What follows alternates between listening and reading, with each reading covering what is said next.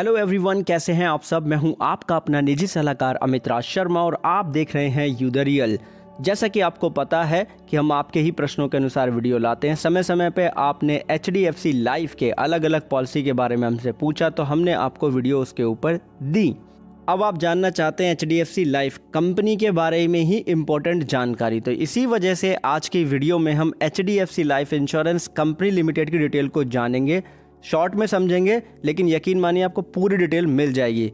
ये कंपनी सन 2000 में मार्केट में आई थी और ये एक जॉइंट वेंचर है housing development finance corporation limited का स्टैंडर्ड लाइफ एबरडीन, जो कि एक ग्लोबल इन्वेस्टमेंट कंपनी है, उसके साथ में।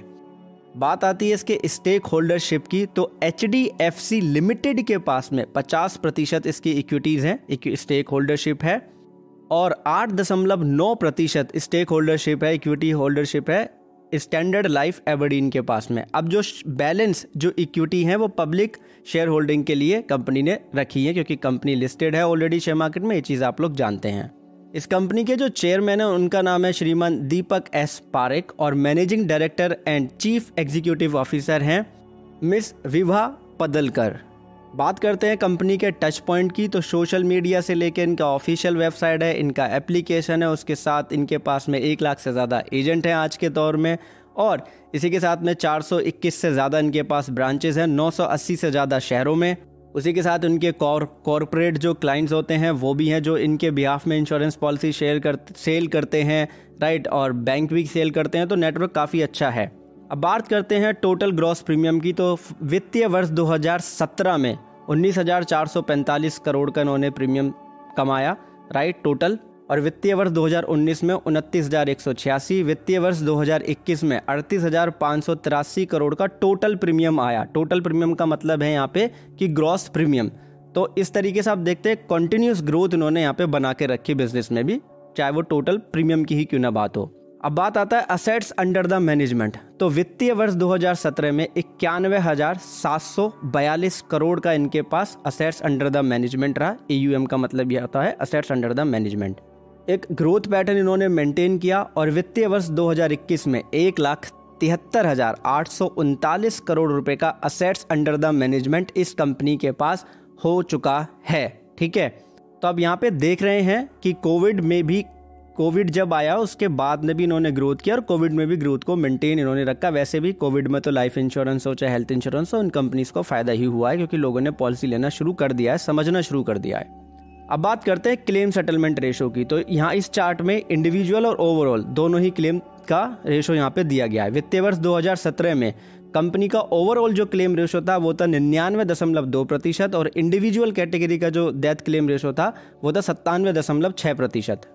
वित्तीय वर्ष 2018 में ओवरऑल रहा 99.1% और इंडिविजुअल कैटेगरी में डेथ क्लेम रेशो रहा 97.8%। वित्तीय वर्ष 2019 में चाहे ओवरऑल रेशो हो चाहे इंडिविजुअल रेशो हो तो वो 99% तक रहा है, इससे कम नहीं गया, राइट।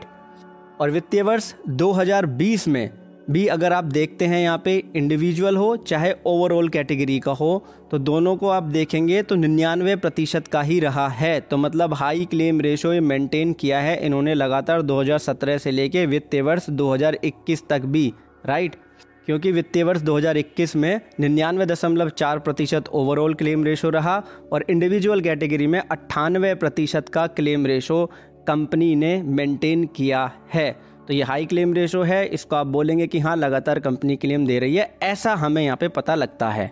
बात करते हैं सॉल्वेंसी रेशो की, तो वित्तीय वर्ष 2020 में 31 मार्च में 184% का रहा सॉल्वेंसी रेशो।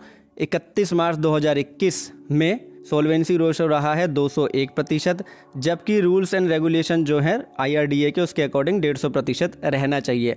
वैसे सॉल्वेंसी रेशो कंपनी अगर मेंटेन नहीं करेगी तो बिजनेस ही नहीं कर पाएगी, तो ये कंपनी मेंटेन रखती ही हैं। अब इसके अलावा भी कंपनी ने ऑलरेडी एक वार्निंग अपनी वेबसाइट पे दी हुई है, वहीं से ये स्क्रीनशॉट हमने लिया है। कंपनी कहती है कि IRDA के ऐसा सेल वगैरह इंश्योरेंस नहीं करते, क्योंकि बहुत से लोगों के पास ऐसी कॉल्स आती हैं, बोलते हैं, तो इस वजह से कंपनी ने डिस्क्लेमर भी दिया हुआ है जिससे कि उनका जो कस्टमर है बचे इन चीज़ों से। बट फिर भी हमें बहुत सारे कस्टमर इनके अनहैप्पी मिलते हैं, मुझे भी मिले हैं, वीडियो देखते हैं, बोलते हैं पेड वीडियो है, ये है वो है, ऐसा होता है। अब ऐसा क्यों होता है?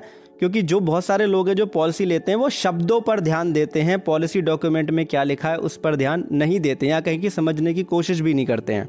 और इसके बहुत सारे कारण हो सकते हैं, ठीक है, कोई एक कारण को हम यहाँ पे पॉइंट आउट नहीं कर सकते।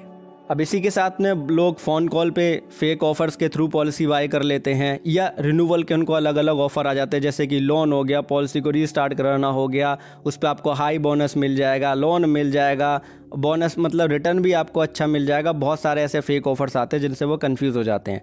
इसी के साथ साथ एक प्रॉब्लम ये भी है कि कस्टमर को पता ही नहीं होता कि इंश्योरेंस कंपनी के बॉटम से लेकर टॉप तक किस तरीके से कनेक्ट किया जा सकता है, कैसे अपनी बात उन तक पहुंचाई जा सकती है। तो कुछ टिप्स मैं यहाँ पे शेयर कर रहा हूँ। सबसे पहले, जब भी आप बात करें कस्टमर केयर एग्जीक्यूटिव से तो आप अपने इशू पे रहें जो आपका इशू है, और जब भी आप ईमेल करेंगे टू द पॉइंट करेंगे, और जो भी आपकी कन्वर्सेशन होगी किसी भी मीडियम से आप कर रहे हो उसका पूरा ट्रैक रिकॉर्ड आप अपने पास रखें। आप अगर कॉल पे बात कर रहे हैं और कस्टमर एग्जीक्यूटिव के साथ में ईमेल पे भी कन्वर्सेशन कर रहे हैं, तब भी आपको सेटिस्फैक्ट्री रिजल्ट अगर आपको नहीं मिलता है तो इनकी वेबसाइट से आप कॉन्टैक्ट डिटेल निकाल के टॉप टू बॉटम, मतलब कस्टमर केयर एग्जीक्यूटिव से लेकर के जो टॉप मैनेजमेंट टीम है वहाँ तक आप अपना इशू लिखें पूरा डिटेल में, फैक्ट्स के साथ में, और जो भी एविडेंस आपके पास हैं कन्वर्सेशन के वो भी आप साथ में अटैच्ड करें। और फिर हर 2 से 3 दिन में, वर्किंग डेज जो होते हैं 2 to 3 डेज में, उनको रिमाइंड कराएं क्या स्टेटस है, उनसे रिटर्न में ही पूछें ईमेल्स के थ्रू। अगर आप ऐसा करते हैं तो यकीन मानिए कि आपका जो है क्योरी शॉर्ट आउट हो जाएगा। नहीं होता तो उसके बाद आपको ग्रीवेंस में जाना चाहिए। किस तरीके से जा सकते हैं ग्रीवेंस में, उसके लिए चैनल पे ऑलरेडी वीडियो अवेलेबल है। और अगर आप एजेंट से उसका कमीशन लेते हैं वापस तो फिर क्वालिटी ऑफ सर्विस और ऑनेस्टी को आप भूल जाएं, बहुत कम चांसेस हो जाते हैं। टेलीग्राम चैनल का लिंक मैंने आपको डिस्क्रिप्शन में दिया है, उसको ज्वाइन कर लीजिए। वीडियो से संबंधित एक कंप्लीट PDF फाइल वहां पे आपको मिल जाएगी जिसमें आपको सारे डेटा इन्फॉर्मेशन मिल जाएगा। बहुत बहुत धन्यवाद, बहुत बहुत आभार। वीडियो